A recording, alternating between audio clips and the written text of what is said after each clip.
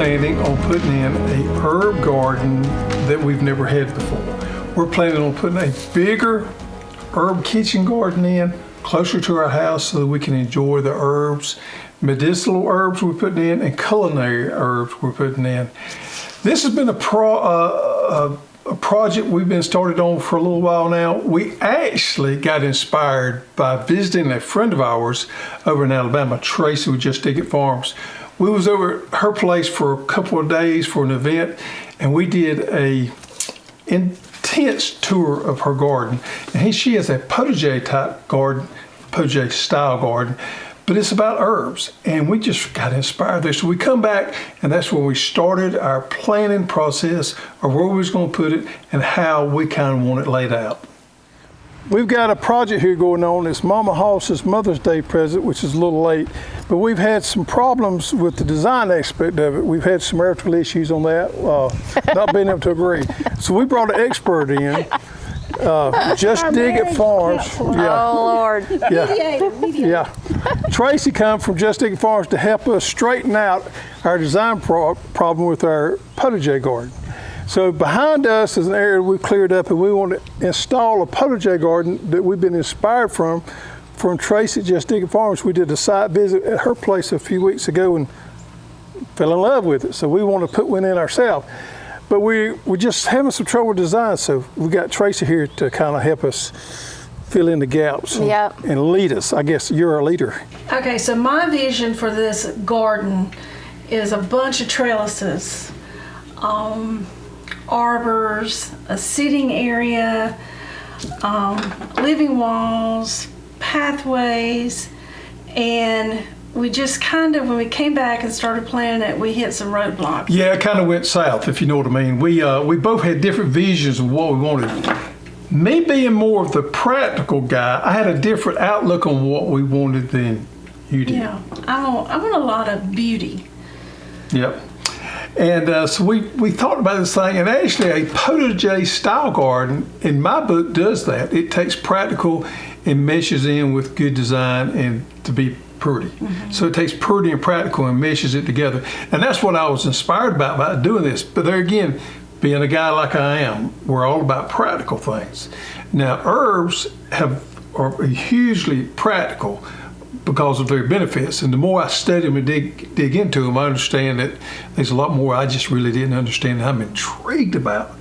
But I want some fruit trees out there, and it's going to be a kitchen garden. I want more than just herbs. Right. So. Yeah.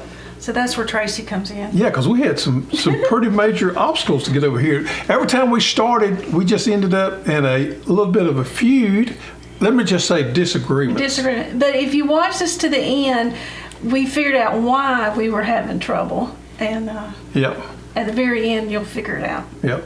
I think it would be super cool if you had, like, you know how you've got this grass and you've kind of got this wave here, but if you could do like something that was low growing that made almost like a little bit of a wall, but nothing that hides the view, keep the view open, but like a little structured wall that goes around it. And you could even use something like germander, which is an herb that stays low, or, you know, I mean, there's a lot of different things. We could use a true English dwarf boxwood or something like that.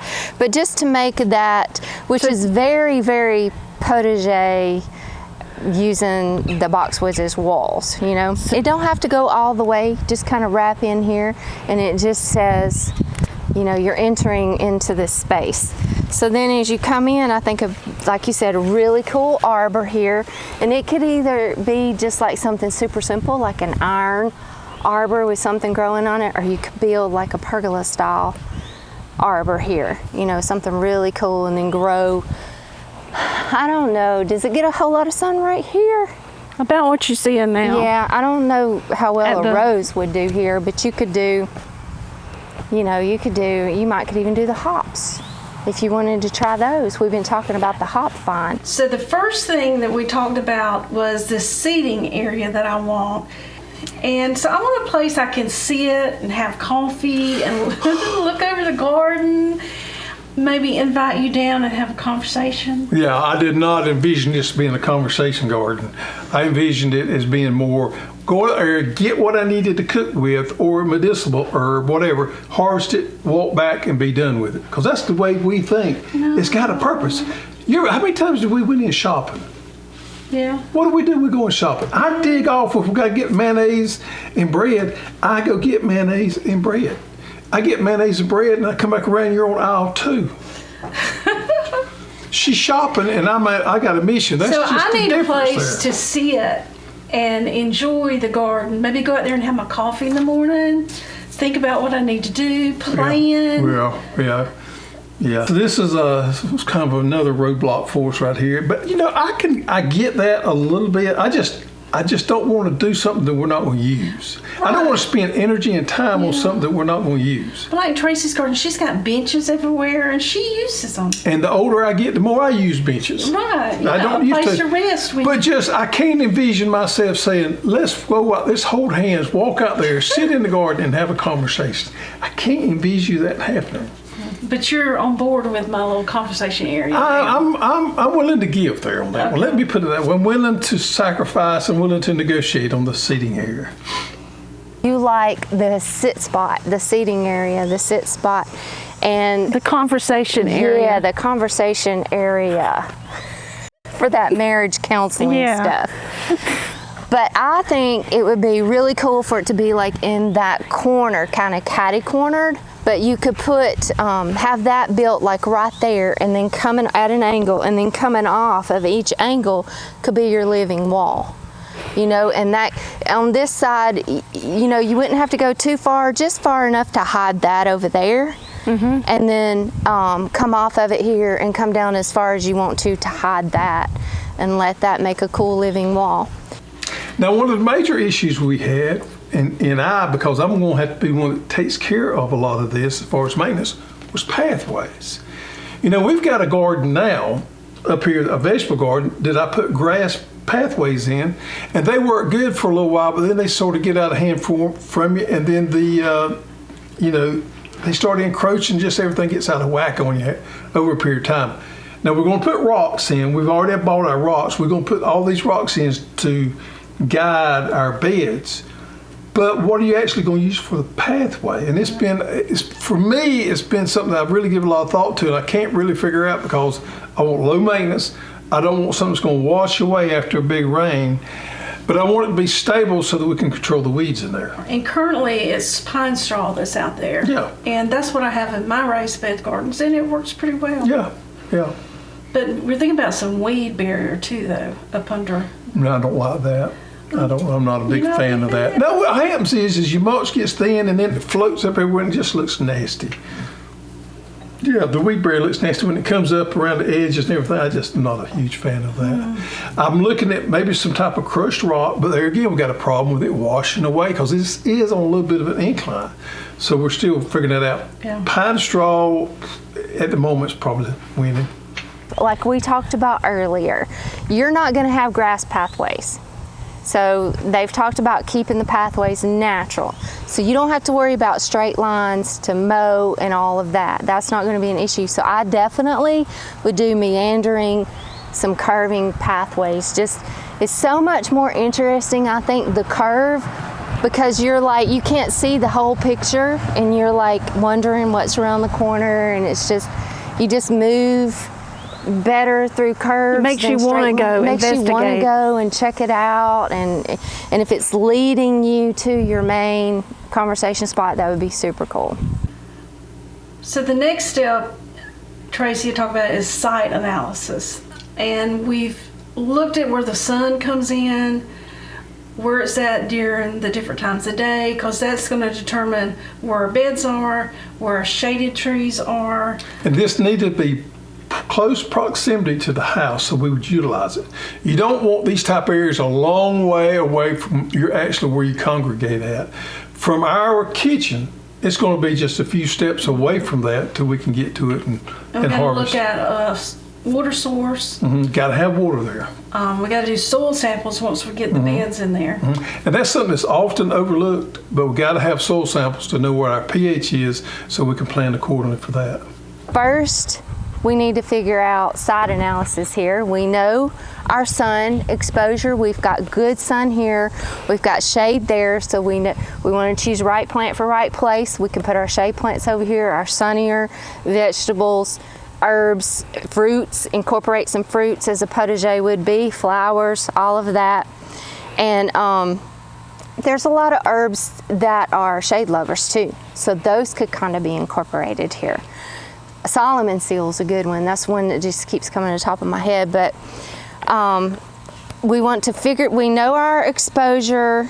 Wind's not really an issue, nope. So we don't have to worry about wind. I think the next step would be to maybe do a soil sample.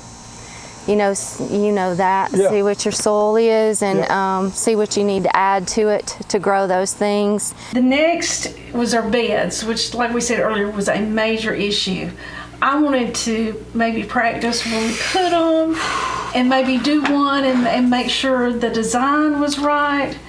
And we found out later that the reason this is an issue because you need to do your pathways first and then do your beds. So what happened was, and this is where we come to a stopping point with the project. So we have these rocks, and these rocks are about this size. We should show a picture of them. Yeah, we'll throw a picture We'll up. show the picture up. They're decent size. They're not real heavy, but there's several of them. So we walk out and there. I want them about 3 to 4 high. Yeah, so we walk out there one day, and we're thinking about laying off the beds. And I tell her this. I said, we can draw them off and lay them off. And this is what happened. She says, well, if we don't like where we put the rocks, we can move them. At that point, I had a meltdown. I'm not much into moving rocks. I have no problem. It's kind of like furniture. He doesn't like to move furniture. Tell me one time where you wanted that. I have no problem putting the rocks there. I have a major problem putting the rocks there, getting them nice and neat and getting them how they want it. And then all of a sudden we want to move the rock pit. I knew at that moment there we had major issues because I was not going to be able to work through this. Do you know like how many beds that you want to try to fit in here? No. I mean, this is a pretty good space here. You know, this is a good space. Should we start out smaller and add later, or just go ahead and do the whole shebang? So here's the problem, the whole shebang. So I think we need to have an area there that's not going to get away from us. It's not going to become a maintenance nightmare. Yeah. That we can control and deal with that instead of having this grand idea that we're going to make all this big fancy garden that we can't control. Yeah. So I think we need to find areas and work within that. Yeah. But we can just go ahead and put in the areas and maybe not plant yet. What areas would you be speaking of? Well, I mean, go ahead and design the whole thing. Well, yeah, I'm in for that, but I'm not in for the fact that designing it with the idea that we're going to take more in later. Oh, no, we would have our boundaries. Yeah. We need boundaries. Yeah, figure the boundary out first. And so a living wall down the sides. What would you? I don't know that I would necessarily do a living wall unless you want the whole thing to feel enclosed. But I think what would be cool is you've got like this shaded area over here. So maybe like around this grouping of trees, do your shade plants around it and let that just kind of be like a natural wall. You know, instead of creating like structured wall around the whole thing. We need that privacy. And then I think it'd be cool to just make a little bit of a wall up here in the front coming off of that main entrance arbor, but let that just kind of tie into the natural. And I like the idea of taking the things like the wildflower bits and using that on the sides. Yeah, I love that. And then, you know, just like use what you've got here, your trees, and just kind of plant naturalized areas around it. Even if you did something as simple as like oak leaf hydrangeas, that no maintenance, it fills a lot of space and it can just kind of create a wall and a grouping around that tree. You know what I'm saying? Like in the middle of those 4 trees or around it? I probably do it like around it, you know, maybe like one between those 2 and then just kind of come around it and let that be like that.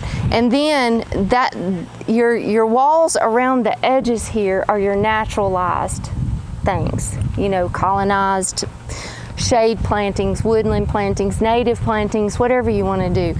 And then these in here would be more of your defined laid out beds with your rock borders. So our borders are going to be rocks, and they're going to be 3 to 4 high. And we're going to backfill above that, so our beds will be above our paths. which will give us a little bit of a good look there. And then the next is the archway, which I think we're in agreement. We want an entrance archway. I'm good with the entrance. I'm good with the entrance archway. I'm still struggling with the one just stuck out there in the back side of it. So Tracy and I looked at each, we're going to have 4 beds, and each bed is going to have a small archway into the bed. Okay. That's the plan. And these archways will have something growing over there. Yes, they will be functional. I love arches. I think the more, the better. You're kind of... No, I'm okay with arches. I think arches should have a purpose. Okay. There again, got to have a purpose. It will. It'll be leading into each bed. Yeah, it's got to have a purpose. Okay. And then your trellises that you wanted to add, your archways and arbors that you wanted to add in here, you know, I would kind of incorporate them. I mean, you could put some, like if this is a squared bed here, maybe you could have like a little trellised archway that entered into that bed, coming off of your main pathway, and you're walking into that. You know, maybe even if you did that, am I going too fast?